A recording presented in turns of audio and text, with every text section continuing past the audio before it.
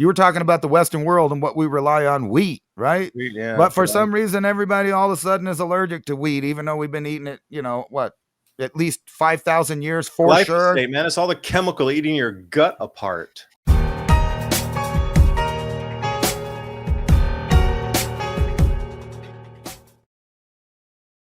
Well, yeah, and then see, And it's GM as well.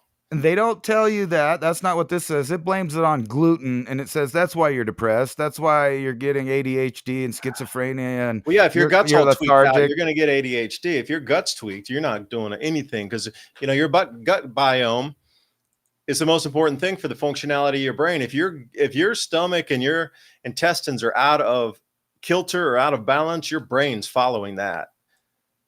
Yeah, I was Your looking brain for it. follows what's happening in your stomach and your gut lining all the way through your intestinal tract.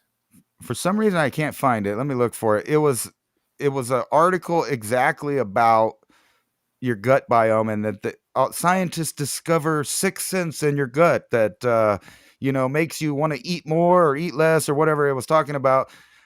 Because they're barely touching on the importance of the fact that I've read articles and papers written that say that your organs, like your stomach, your liver, all of that stuff is actually literally part of your brain. So your brain isn't just the part that's protected. That's just your cognitive functions, right? It's running, but it's intertwined with all of these other organs that are made out of the same cells, right? And it's an intertwining network that has to all work properly. So if your gut is telling you that things are bad, of course you're going to feel sad, upset, angry, agitated, irritated. You're going to have brain fog. And that's basically what they're saying. But now they're acting like they just discovered something to find out that you may have actually a sixth sense in your stomach, that makes you feel uneasy about things, or maybe you feel threatened and your instinct to fight or flight may start happening when you sense a situation. Well, how's that going to happen if it's completely destroyed and you got, what do they call that? The leaky gut stuff. I mean, like, I saw a paper the other day that said at least 70% of Americans have that problem. Now imagine turning off the power, less food, less beef, less nutrition, colder weather, war. It seems like those are always tied together. You can always go back, like even the volcano thing. If you think about this, yes, it reduces it reduces light from the sun, but on top of that, when it's dark and gloomy, it really does something to the human psyche. It's that doom and gloom feeling. If you get up every day, it's cloudy, it's gray, it's blowing, there's no sun, things aren't growing. Well, the human feels that too, along with missing nutrition because of the same circumstance. So we're like so in tune with nature that it literally needs to be sunny skies and happy days out there for us to be happy, which includes us eating and devouring things that come from that same environment. Changes in latitudes, changes in attitudes. And the happy animals. Do you want to eat fear and they're not that No. great a shape either? And if they're eating that grain, then probably they're having ADHD and all that stuff too. And then we're eating that. Versus like this cow that's running around with its herd having the time of its life out in a field on a ranch somewhere. It's living a great life until we eat it. That's what I want to eat. Yeah, I do as well. And for those of you out there, if you're going to order a full beef, like a whole cow, you might want to split it with somebody because our meat costs, I think I'd have to get it around, it was either $2.25 a pound or $2.50 a pound live weight. So if you're going to, let's do easy math, like 1,000-pound animal, that'd be $2,500 if it was $2.50 a pound. And then you need to get it up to a butcher, and they're going to charge you a certain amount to dispatch the animal, and then they're going to charge you by hanging weight to get that thing butchered out. And Ransom can talk far more eloquently about that. But the price for that is $1 a pound right now for the fee. So Ransom, what would you say if it's 1,000-pound animal, you're going to be hanging weight at 600 or 650, and then that's a buck a pound, and then you're going to get everything from that. And we keep the bones and everything for our dogs anyway, but you're going to get those T-bones and the filet mignons and the ribeyes and everything that you get those cuts, and you can. You got a cut sheet there for a reason. So whatever you want to cut, you want to go rib, you want to go, flanks, or you want to get what they call like Korean cut with a little short rib in them. You're talking $29 for a steak. That is insane. You can get a whole freezer full of steaks. Like, I'm kidding you not. So we need 2 freezers for a full beef, you know? And we even give some to friends and family and stuff. It's too much. But that prices comes down to, you know, a few dollars per pound when you do it get the whole entire animal. So what do you think when you're going 1,000-pound animal, you're going to hang out 650 or something around there? Sign up for our show notes. With Civilization Cycle podcast, you can learn what to expect as society resets. Agriculture, economy, tech, and history all have mappable cycles, and these cycles affect every aspect of our lives. We can navigate the chaos and thrive together with up-to-date news and information. Also, if you like the content we have here on Civilization Cycle, think about fueling the discussions and the show by buying us a coffee at buymeacoffee.com/Civilization Cycle. And thank you for all the support. I was thinking you would get 800 pounds plus of food product. I mean, you're counting everything, the head meat, everything that makes food. You would want to save that and make that into a product if you're buying the whole animal. If you're just cutting to just the beef parts, yeah, you would reduce the weight of stuff you're getting, of course. But that's just eating all the good parts, and you know you could resell or let them have it or whatever.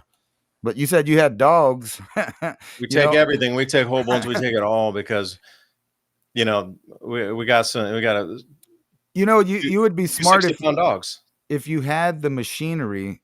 You should tell the guy, the butcher, if he has the machinery, that he could saw those big bones and scoop out that marrow and then throw it Oh, into what you're making your hamburger meat and out of the trimmings and stuff, and it would multiply the nutrition of that hamburger a lot. I mean, just think about it. well, we do that anyway. We try to boil that down where they cut those bones directly in half, not the long way, vertical way, but get them in there and get that marrow out, and it really sets up a soup base. And I'm telling you, and then after it's cooked off, when we extract that marrow, dogs get the rest to chew on, and they'll nibble on a bone, you know, like there's all kind of scapula bones and things. And the dogs will nibble on that for like week, you know, those are some big bones, but Right. you got to start thinking, you know, old school style where you like you don't want to throw anything away. But at the facility they're doing, when they cut the head, they don't let you have the head or the hooves. Otherwise, you know, anything's game. But we try not to keep the stomach. We tried to clean out stomach and do some tripe and stuff, but it was just too gritty from all the, you know, micro sand and stuff that they eat. So we don't do stomach anymore. The only thing we keep is like the heart, the liver, the lungs. We get those for the dogs, stuff like that. Well, But, that's how you'll know that we're really starting to go in poor times, because all of those foods that are kind of attributed to poor people, like chitlins and things like that, that all came about because they didn't waste anything. And matter of fact, I did a video one time where I took my family up on the side of the mountain, and this is a survival technique that man has been using for hundreds of thousands of years, if not millions of years, even the animal, is that if you find a skeleton that's already been eaten, you know, all the meat's gone, everything, you can still break open the bigger bones and get out that marrow. And I was showing them that, you know, it's there. It lasts a really long time. You can come across something that looks like, you know, it's been there for several years, break it apart, and there's still a big chunk of yellow fatty marrow in the bigger bones of that stuff. And you can you can either boil it out, you know, to make sure there's no pathogens in it, or just start frying it. It burns like butter in a pan. Like, you can literally put it right on an iron skillet, get it up superheated till it starts smoking. You know, you've killed everything in it, and now you've got a food base. Even if that's the only thing that you're eating, it's better than not having a meat source of some kind. that'd be solid, those oils, you know. Yeah. You know, you need those oils for your brain anyway. And this is another thing for prepping out there. You're going to need some oils. Like coconut oil is a good one. I store it in the freezer. I don't know what you're doing with the oils, but you know, the lard we put in the freezer too. And, you know, we render down a lot of our own fats too. Like once we get, you know, we'll get a whole hog, it'll be like 375 pounds or something like that. But we always take the fat with it, and then we'll render down the fat. But there's a huge amount of possibilities. And then we get the chicharrones with that after we render it down. So you get those pork skins. Love those things. You know, But I I'm was not gonna. afraid of eating those because it's not coming from factory. It's not baked in seed oils. It's actually coming from the animal's fat itself. Right. So hugely, if I was going to say prep something and you only had a handful of items that you could possibly get, oils has got to be right in there at the very top. You need those oils. If you don't have those oils in your brain, you are not going to function, period. You are going to turn into a vegetable if you're just existing on vegetables. You need oil. You need those fats in your brain. Yeah, not only that, if you don't have meat, but you do have stored, like lard, manteca, Yeah. whatever stuff it is, even when you put that in your soups or your beans or whatever, it tastes totally different. And your brain recognizes the animal content and it just makes it a better, more nutritious thing. Not only from a flavor standpoint, it makes you feel like, so if you just did a pot of pinto beans, but you had some lard fat in there, it's going to taste totally different than if you just did it in water.